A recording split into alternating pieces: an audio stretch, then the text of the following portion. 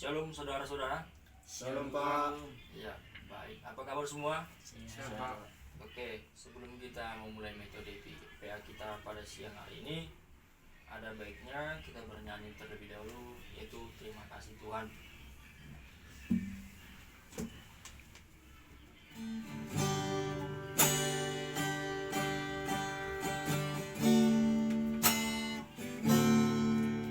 Terima kasih Tuhan untuk kasih setiamu alami dalam hidupku.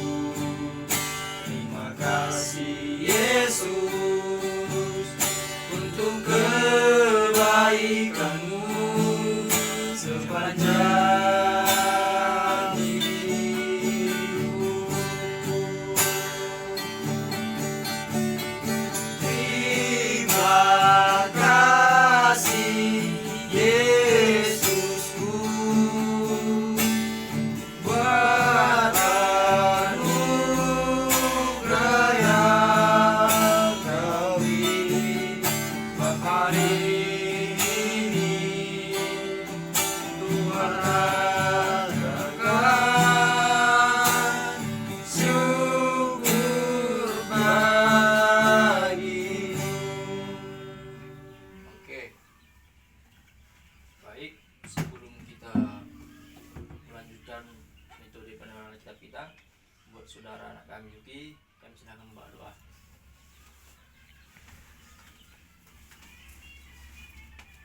Baik, untuk memulai acara penilaian kita pada hari ini, kita satukan hati kita, mari kita berdoa.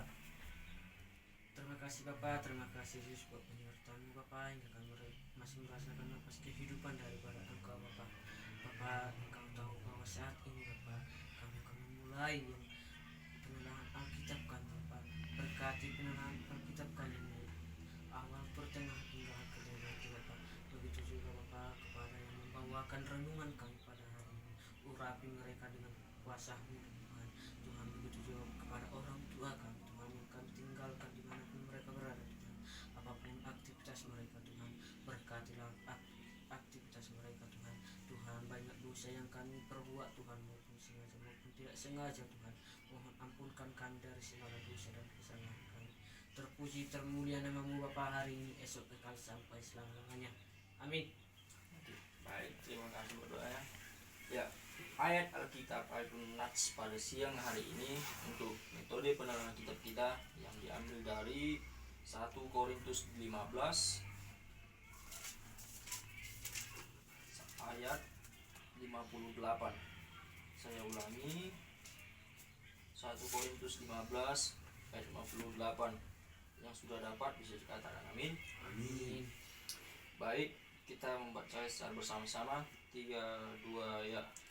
Karena itu, saudara-saudaraku yang kekasih, berdirilah teguh, jangan goyah, dan giatlah selalu dalam pekerjaan Tuhan, sebab kamu tahu bahwa dalam persekutuan Tuhan, jerih payahmu tidak sia-sia.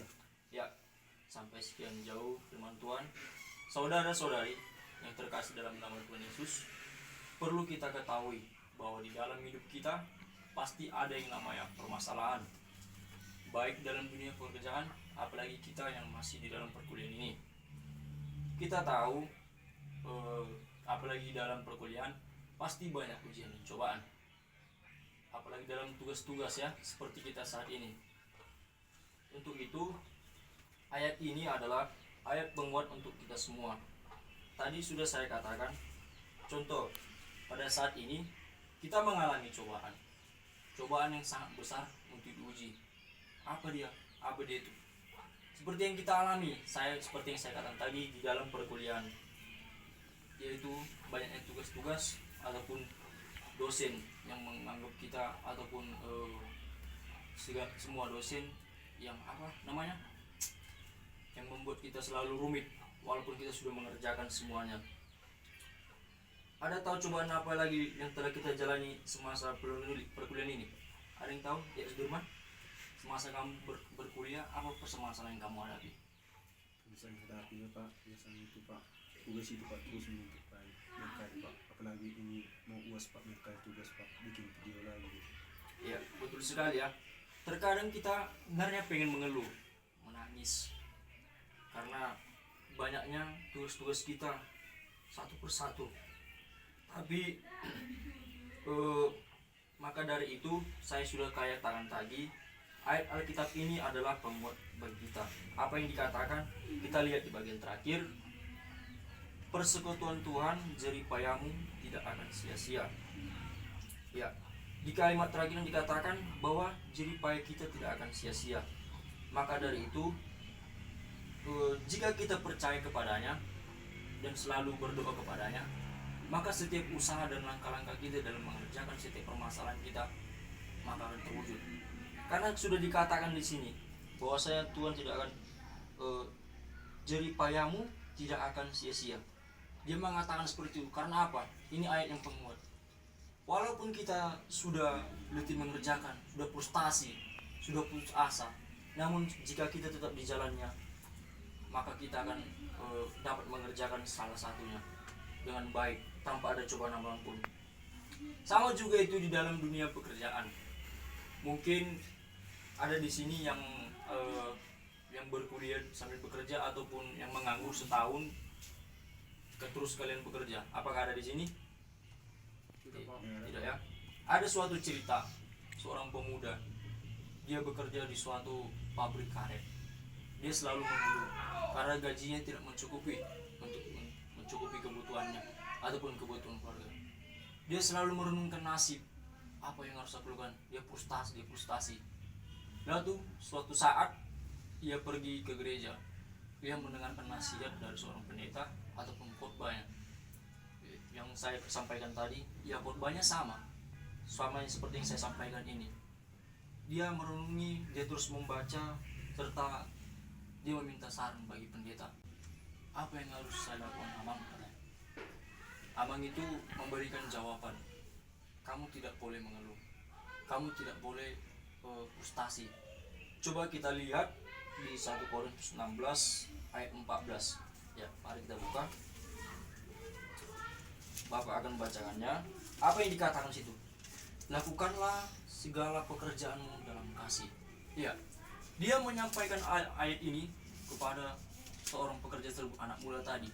Dia menjelaskan, jika kamu bekerja dengan kasih, maka kamu akan bersungguh-sungguh bekerja, tidak akan pernah mengeluh, karena Tuhan selalu menyertai kamu. Karena kasih itu banyak ya, sukacita dan lain-lain. Maka dari itu PTG yang mendengarkan dan membaca terus ayat ini, dia berpikir, dia kembali berdoa dan seterusnya. Maka dari itu buat saudara-saudari ataupun teman-teman saya sekalian, jangan pernah takut, jangan pernah mengeluh dengan apa yang kamu lakukan saat ini, sebab Dia selalu ada bagimu. Ia juga mengatakan di dalam persekutuan dengan Tuhan, maka jeripayamu tidak akan sia-sia. Ada amin? Amin. Baik, untuk menutup penerangan kita berdoa. Terima kasih buat Tuhan yang selalu menyertai kami di sepanjang kehidupan kami.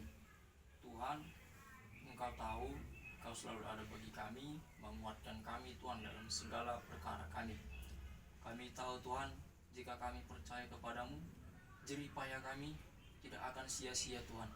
Tapi kami mohon Tuhan, terhadap jeripaya kami Tuhan membuahkan hasil yang maksimal, supaya bisa membanggakan kedua orang tua kami, keluarga besar kami.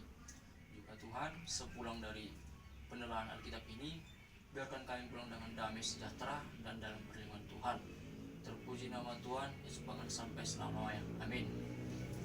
Baik, sekian dari penerangan Alkitab kita. Sampai jumpa minggu depan. Shalom. Shalom.